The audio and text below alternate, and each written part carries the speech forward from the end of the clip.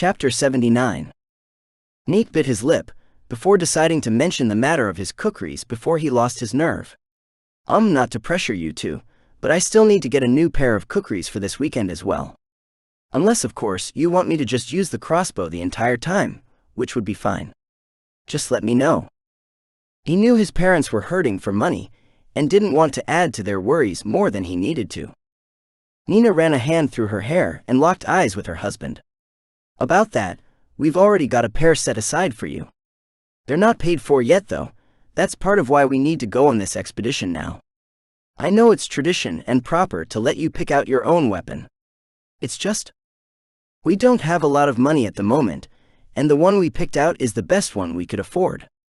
Sorry, his father said, finishing for his wife. We understand how it will look to Angie and Lindsay though, who have properly been able to shop through channels we could never even dream of. It's fine really. I know we don't have a lot of money. I was more worried you would simply forget, and I wouldn't have anything at all. I don't care about shopping around. I mean, maybe if we had the same amount of money those two do, it would be fun. Right now, it would be more depressing and remind me of what I can't have. It's better this way.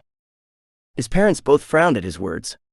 No provider wanted to admit or hear they weren't doing as good of a job as someone else. That wasn't what he had intended in the slightest.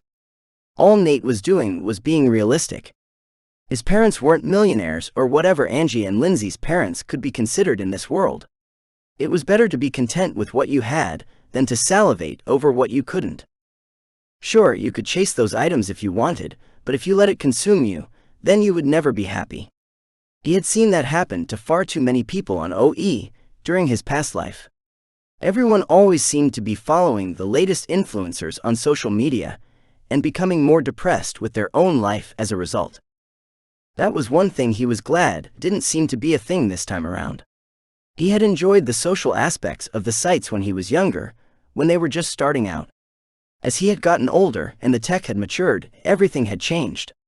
The sites lost their charm and became almost predatory in nature. Nate dismissed the random tangent of thoughts and focused on his parents. Don't take what I said the wrong way.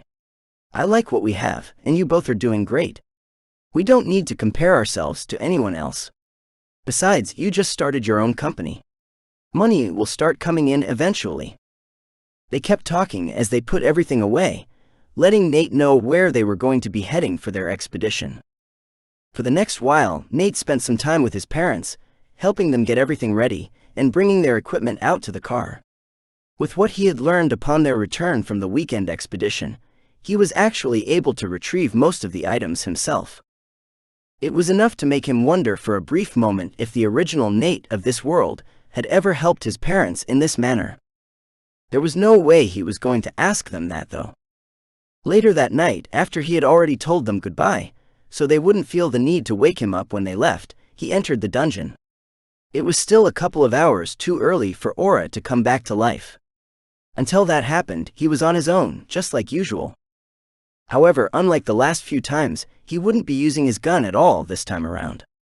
Tonight would be a blade training experience in nothing but the kukris, and possibly the Kriegsmesser. Just letting it sit there in his inventory felt wrong. It was about time that it actually got some use. He needed to figure out if he even liked the blades or not. They had a lot going for them, but there were also a few things going against them. The main problem was the lack of a pommel on the hilt, which was by design and where part of the blade's name came from. It was a knife's handle. In other words, it was never meant to have a pommel on it. Thankfully, the larger messer blades came with larger hilts that could fit two hands. So, he wouldn't need to worry about that particular problem at least. Nate didn't believe for a minute that he would be nearly as successful at using a one-handed sword as Angie had proven to be. Despite how heavy and long the blade was, with cultivation strengthening his body, using it wouldn't be a problem. The biggest positive of the sword, or rather the large knife, at least in his opinion, was the shape of the crossguard. It had all the benefits of the weeb-loving katanas, but was better. They could be found in somewhat similar styles, except the messer blades used better steel. He had nothing against katanas, outside of people talking them up to a rather annoying degree. In his previous life, He had never had the opportunity to even get up close with one, outside of one time at a Renaissance festival. The overexuberance they had shown towards the sword had ruined it for him. It was a sort of wake-up call that made him start actually researching things himself. It had led to him forming his own opinions, based on data, if not experience. He would get that soon enough, though. Opening up all the different cameras for the first floor of the dungeon, he made sure to scan the interior before doing anything else. Near the entrance of the dungeon, just outside it, he spotted a lone cultivator leaning against one of the signs he had put up. Either a group had come through earlier, or one would be coming through in the morning. That was all he could spot on the first floor. The second floor had a bit more action going on. The beasts down there had finally started to work together.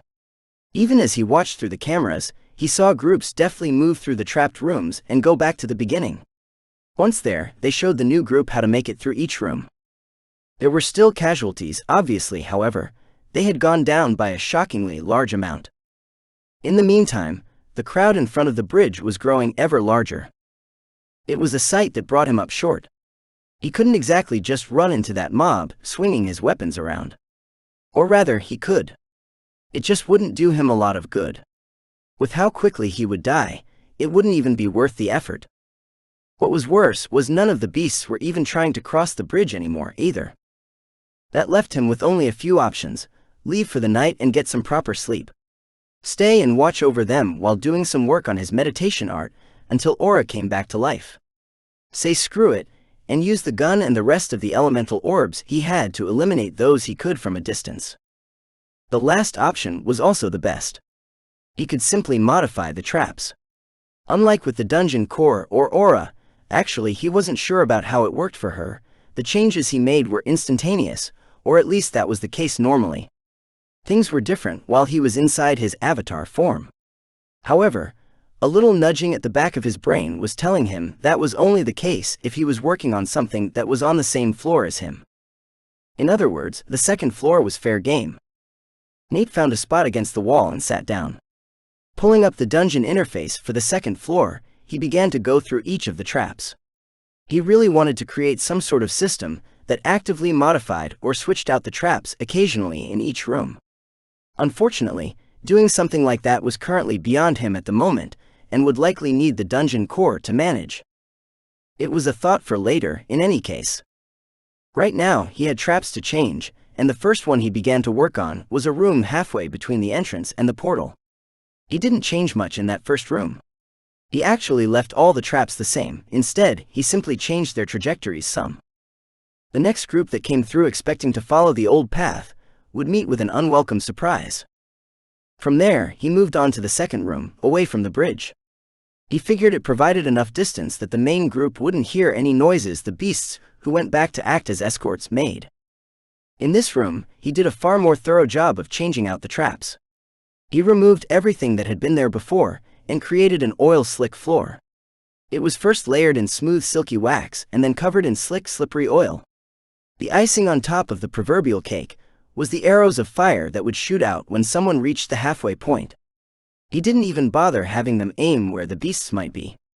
Instead, each arrow was pointed to a specific area of the room, where the flames would spread the fastest. Anything that stepped into that room would be getting covered in oil. There was little chance they would be able to escape without touching the flames. A terrible way to go, yes. Did he care? A little, but not enough to stop what he was doing. These things were invading his world for some reason and killing humans. He wouldn't exactly protest if the roles were reversed. Actually, now that he thought about it, wasn't he also doing the exact same thing to cultivators who entered the dungeon? Nate let that thought roll around in his mind for a moment before shrugging. The original reason he had given still stood. They were uninvited guests and had been warned very clearly by the signs outside. It was stupid to not expect someone to attack those who entered another's home without invitation. He realized his thinking was a little off, but that was what happened when you spent so much time facing your own mortality. It skewed your perceptions of things a little, and made you understand what was important to you.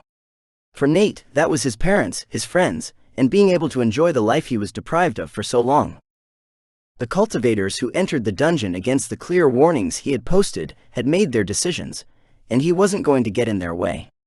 If the search for power or riches was so important to you that you would risk your own life in such a manner, then, well, all he could do was wish them the best and turn a blind eye to their endeavors.